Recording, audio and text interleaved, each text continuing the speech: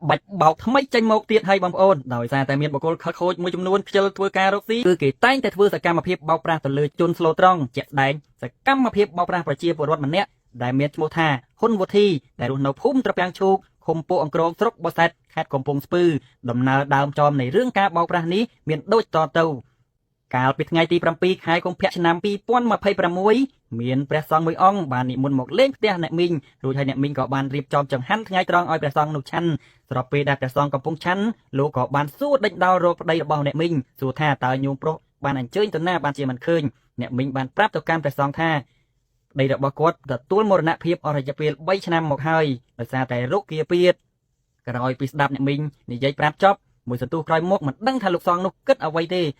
េស្រាប់តែចេញអាការៈដូចជាគ្រូមន្តអាគមចូលសន្ធិដ្ឋដោយបាននិយាយថាប្តីរបស់អ្នកមីងត្រូវបានគេធ្វើអំពើខ្មៅងងឹតមកលើខ្លួនរបស់គាត់ទើបបណ្ដាលឲ្យគាត់ស្លាប់បែបនេះសូម្បីតែគ្រូពេទ្យឬក៏គ្រូមន្តអាគមខ្លាំងពូកែយ៉ាងណាក៏មិនអាចដោះអំពើនេះបានដែរហើយម្យ៉ាងទៀតអ្នកមីងក៏បានត្រូវអំពើដូចគ្នាមិនយូរទេក្នុងខែ5ខាងមុខនេះគេនឹងមកផ្ដាច់អាយុសង្ខាររបស់អ្នកមីងហើយដូច្នេះអ្នកមីងចូលធ្វើពិធីរំដោះគ្រោះទៅនេះគឺជាការលើកឡើងរបស់សង្ឃអង្គខាងលើតបមកក្រោយពីស្ដាប់ព្រះសង្ឃនិយាយរួចអ្នកមីងក៏មានការផិតភ័យយ៉ាងខ្លាំងដោយសារតែគាត់នៅម្នាក់ឯងផងណាមួយគាត់មានសុខភាពមិនសូវល្អការនិយាយរបស់ព្រះសង្ឃមីងហាក់បីដូចជាជឿក៏បានបន្តសួរព្រះសង្ឃវិញថា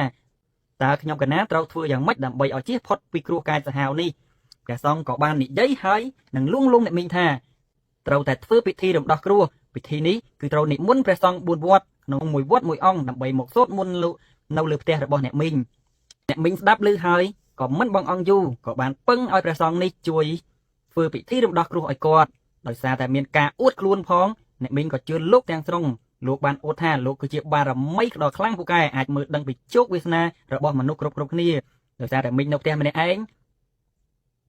ឃើញឱកាសល្អបែបនេះព្រះសង្ឃក៏បានប្រាប់ទៅអ្នកមីងថាក្នុងកិច្ចពិធីសូត្រមន្តរំដោះគ្រោះដល់កាយសាហាវនេះគឺត្រូវមានវត្ថុស័ក្តិសិទ្ធិ4យ៉ាងដើម្បីមករៀបចំពិធីវត្ថុទី1គឺតម្រូវឲ្យមានមាសចាប់ពីទម្ងន់3ជីឡើងទី2គឺមានអង្ករ1កំប៉ុងទី3មានអំបិល1ចាននិងទី4មានផេះ1ចានដើម្បីយកមកធ្វើពិធីដោយលោកបាននិយាយថាក្រោយពីធ្វើពិធីចប់មាសប្រាក់និងរបស់របរទាំងនេះអ្នកមីងអាចដកយកទៅទុកវិញចុះដោយសារតែនេះគ្រាន់តែជាគ្រឿងសក្ការៈរៀបគម្រប់កិច្ចប៉ុណ្ណោះដោយពីស្ដាប់ព្រះសង្ឃនិយាយចប់មីងក៏បានតបទៅព្រះសង្ឃវិញថាគាត់គ្មានមាសទេតែបើអង្ករនិងផេះអំបិលគាត់មានស្រាប់តែព្រះសង្ឃថាមាសឲ្យតែមាសទឹកដប់ឬក៏មាសសុទ្ធយកមកពីណាក៏បានដែរមិនមានការបាត់បង់ទេកុំព្រួយកំភៃទោះបីខ្ចីបុលគេក៏បានឲ្យតែយកមកដាក់ក្នុងចានដើម្បីធ្វើពិធី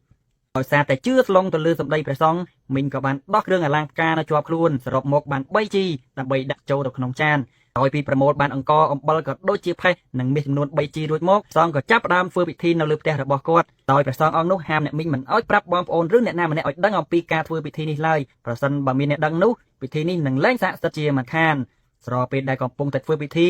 ព្រះសង្ឃក៏បានថ្មិចបើរួចឲ្យប្រមាលមើលថាគ្រោះមីងធំណាស់មាស3ជីនេះមិនអាចទប់ឬក៏មិនអាចបន្សាបគ្រោះកាយសាហាវនោះបានឡើយតម្រូវឲ្យយកមាសមកច្រើនជាងនេះចាប់ពី5ជីឡើងទើបស័ក្តិសិទ្ធិអ្នកមីងបានបន្តថាដោយសារតែមានការផិតភ័យហើយអ្វីដែលគួរឲ្យកត់សម្គាល់នោះហាក់បីដូចជាជឿស្លងទៅលើព្រះសង្ឃអង្គនោះនិយាយអ្វីក៏មីងស្ដាប់ដែរអ្នកមីងបានបន្តទៀតថាក្រោយពីព្រះសង្ឃប្រាប់ថាមាសមិនគ្រប់មិនស័ក្តិសិទ្ធិសង្ឃអង្គនោះបានដេញឲ្យមីងទៅខ្ចីបងប្អូនឬក៏អ្នកចិត្តខាងមកបន្ថែមដើម្បីមកធ្វើពិធីឲ្យចប់ដើមអ្នកមីងក៏បានគិតឃើញថាទៅខ្ចីមាសបងប្អូនដែលនៅចិត្តខាងព្រះសង្ឃបានប្រាប់ថាបើទៅខ្ចីមាសគេសូមកុំប្រាប់ម្ចាស់មាសថាយកមកធ្វើពិធីឲ្យសោះខ្លាចមិនស័ក្តិសិទ្ធិអ្នកមីងក៏បានទៅខ្ចីមាសបងប្អូននៅចិត្តខាងអ្នកចិត្តខាងក៏បានឲ្យខ្សែកមកចំនួន5ជីដែលជាខ្សែកមាសបន្ទាប់មកមីងក៏បានយកមាសដែលខ្ចីគេនោះមកដាក់ក្នុងចានដើម្បីធ្វើពិធីបន្តទៀតនៅលើផ្ទះរបស់គាត់ស្រាប់តែធ្វើសុកព្រះសង្ឃបានសូត្រចុះសូត្រឡើងសូត្រហើយស្រាប់តែថ្មិចបើកទៀតក៏បាននិយាយទៅកាន់អ្នកមីងថាញោមគ្រោះញោមធំណាស់មាសចំនួនប៉ុណ្ណឹងក៏ទប់មិនជាប់ដែរញោមសូមទុកខ្ចីគេទៀតមកអ្នកមីងក៏បានប្រាប់ទៅព្រះសង្ឃថាអស់ហើយមាសគេមានតែប៉ុណ្ណឹង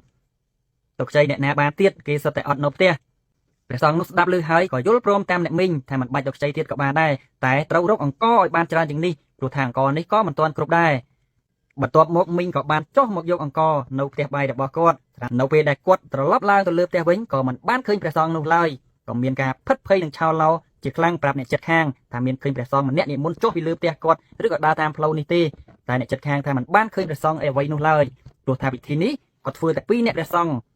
ព្រោះសន្ទុះក្រោយមកអ្នកមីងក៏បានដឹងថាព្រះសង្ឃនេះគឺជាជនឆបោករួមទាំងយកលុយនិងមាសរបស់គាត់ព្រមទាំងមាសដែលខ្ចីគេសរុប 8G កន្លះយកទៅបាត់ស្រមោលភ្លាមនោះក៏បានឆោឡោផ្អើលអស់អ្នកចិត្តខាងនិងស្វែងរកជនមួយនេះតែជននេះមិនដឹងថាកិច្ចទៅណាទេបាត់ស្រមោលតែម្ដងក៏ប៉ុន្តែរហូតមកដល់ពេលនេះតាមការស៊ើបដំណឹងគឺគេបានត្រឹមតែដឹងថាលោកសង្ឃអង្គនេះគឺជាអតីតសាមណសិស្សវត្តឫស្សីជុកខាងត្បូងស្រុកពីរាំងខេត្តព្រៃវែងហើយមកដល់បច្ចុប្បន្ននេះមិនដឹងថាគង់នៅវត្តណាឲ្យពិតប្រាកដទេនេះគឺជាមេរៀននិងហេតុការណ៍សូមបងប្អូនជួយចែករំលែកវីដេអូនេះដើម្បីឲ្យបានដឹងដល់មនុស្សទូទៅក្នុងប្រទេសកម្ពុជាកុំឲ្យមានករណីចាញ់បោកដូចអ្នកមីងនេះទៀតម្យ៉ាងវិញទៀតក៏ជាកិច្ចការពារមុខមាត់ដល់ខាងវិស័យព្រះពុទ្ធសាសនារបស់ប្រទេសកម្ពុជាដែ